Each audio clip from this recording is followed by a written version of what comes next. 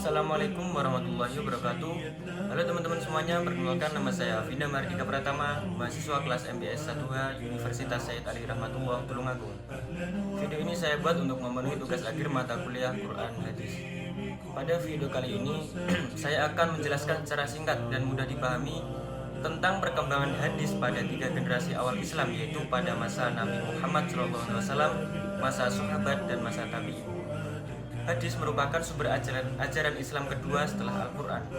Hadis berfungsi untuk menjelaskan, memerinci, dan memberi contoh praktis dari ajaran Al-Quran dalam kehidupan sehari-hari.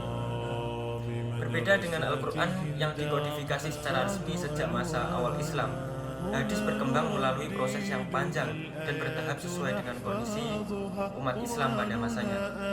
Pada masa Rasulullah SAW, periwayatan hadis berlangsung dalam tradisi lisan yang sangat kuat. Hadis disampaikan secara langsung kepada para sahabat baik melalui majelis ilmu maupun interaksi sehari-hari.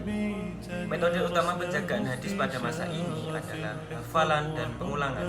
Para sahabat mengingat sabda Nabi dengan sangat hati-hati, sementara Nabi sendiri sering mengulangi ajaran penting agar dapat dipahami dengan benar. Pada tahap awal, penulisan hadis dibatasi untuk menjaga kemurnian Al-Quran.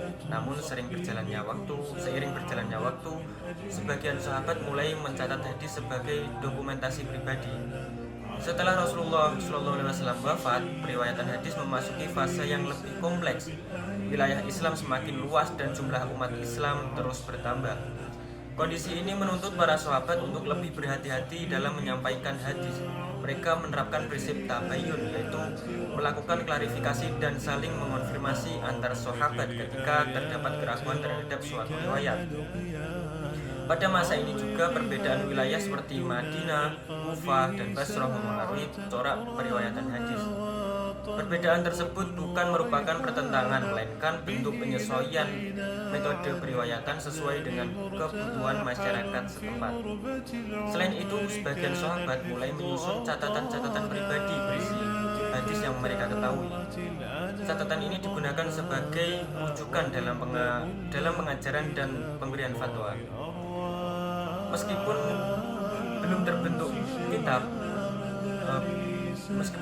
kitab hadis yang sistematis, langkah ini menjadi dasar penting bagi proses pengumpulan hadis pada generasi berikutnya.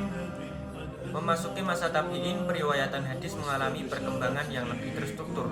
Salah satu ciri utama pada periode ini adalah berkembangnya rihlah fi tholab al-hadis, yaitu perjalanan ilmiah untuk mencari hadis dari sumber yang paling terpercaya. Selain itu, mulai terbentuk pusat keilmuan hadis di berbagai wilayah seperti Madinah, Mekah, Kufah, dan Basrah. Pada masa ini juga mulai dibiasakan penyebutan sanad sebagai bentuk tanggung jawab ilmiah dalam menjaga keautentikan suatu hadis. Pada akhir masa tabi'in muncul kebutuhan untuk mengumpulkan hadis secara lebih rapi dan teratur. Hadis mulai diklarifikasikan berdasarkan tema atau perawi meskipun belum mencapai tahap kodifikasi besar.